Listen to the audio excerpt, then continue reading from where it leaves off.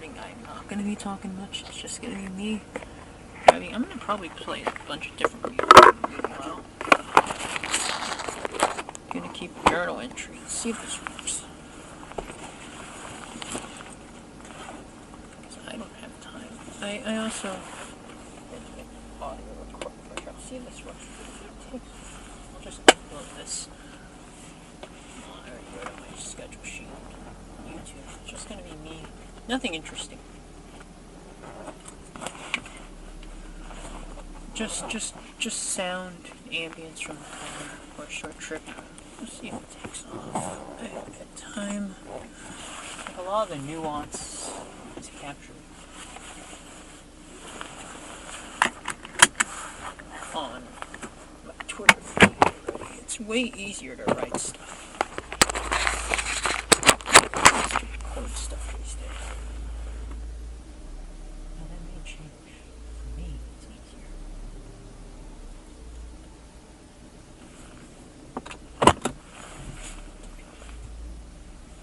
That's why I like Facebook and Twitter a lot.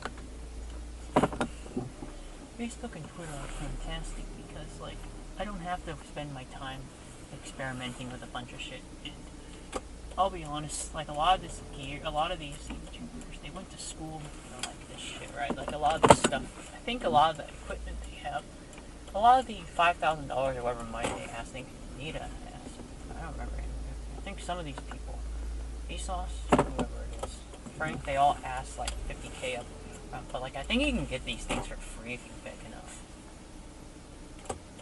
The money's there so they can enjoy their lives. It's not entirely, but for the most part it is. At least when you're starting off. And then it becomes more blatantly obvious. It's there for luxury consumption.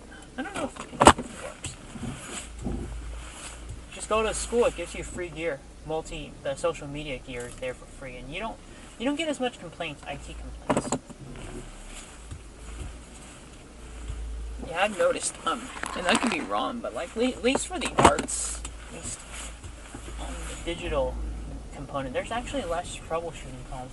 Oh, it's kind of weird. I always thought you had to start off.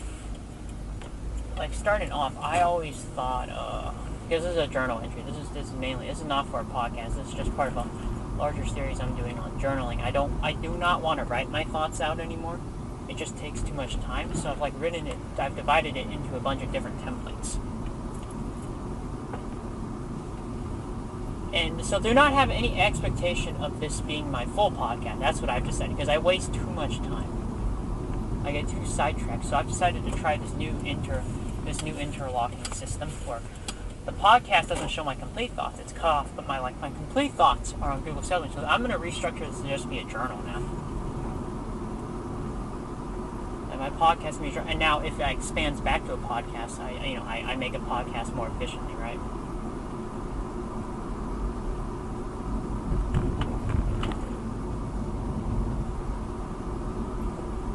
Yeah, and that's what I'm gonna do. I'm just gonna start as an incomplete journal thing because there's no way I have too many things to do.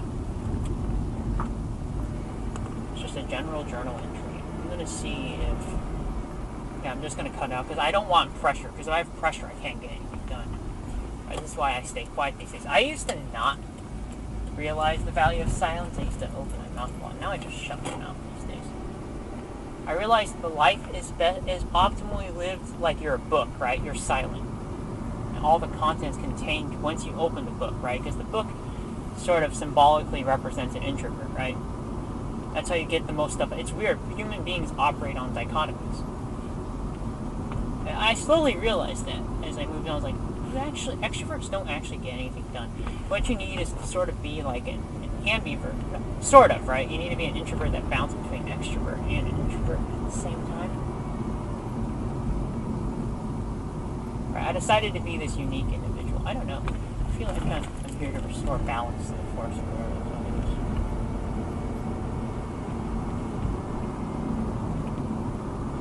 Can't talk all the time. You gotta do shit. And a lot of people say, well, you say your goals. It's because a lot of people haven't done a formal study. I've done like a series of observations. I've tested both hypotheses. Of like, if you talk too much, do you actually accomplish it? Actually, that's a yes. So there's people who say, well, if you talk a lot, you accomplish more. That's not true. The reason why they say that is because they don't understand themselves that much. You look at it, compared to, you talk less. You still talk a lot, you just talk less. That doesn't mean if you talk a lot, you accomplish more, right? People don't understand these, the exact nuance of what they're talking about. Sure, they're talking a lot, accomplishing stuff, but are they talking more than they used to? See, that's what you need to look at. There's no contrast. That means it doesn't work.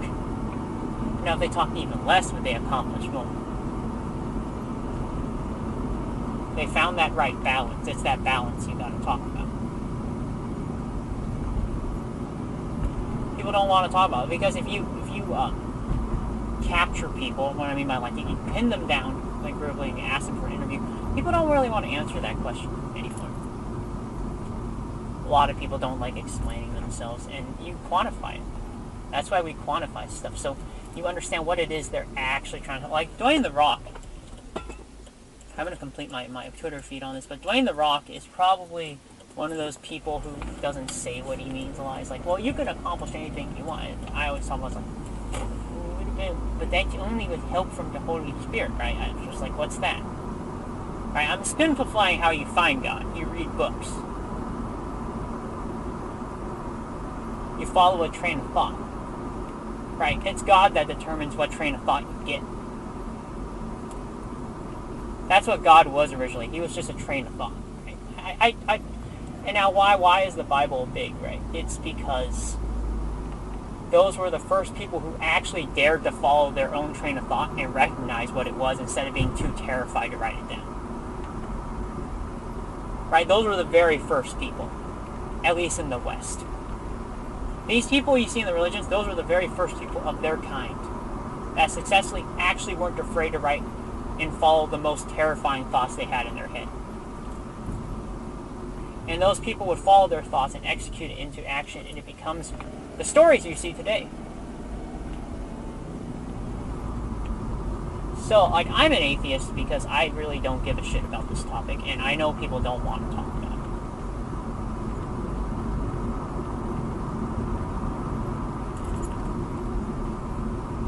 And I know people who want to talk about it and expose, they're just like, well, you're just crazy, right? We're just going to put you in some category of some social disorder, even though it's not really.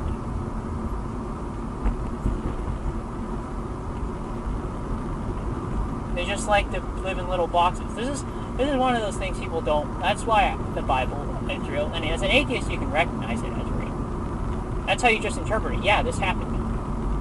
But I don't think God is an actual thing. You can debate what God is. It's always been debatable what God is. Right? That's why there's different interpretations. Atheism recorded it as a creature. There's debate on what it is, right? And it's a creature I don't really want to talk about. It's kind of like Cthulhu. I really don't... Or SPCs, right? God's just an SPC I don't really want to recognize.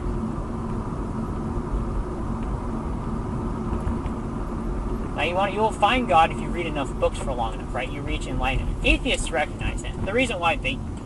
Right? That's why the movement is there. I don't believe in God because I don't want to follow that train of thought. That's all it was.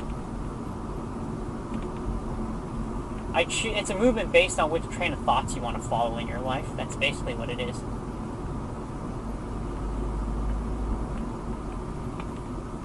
Right? It's like, well, show me the magic universe. That's not what atheism is. Atheism was, I don't actually like following the train of thought that leads to that thing called God. I'd rather live my life in an echo chamber with nice bliss and ignorance.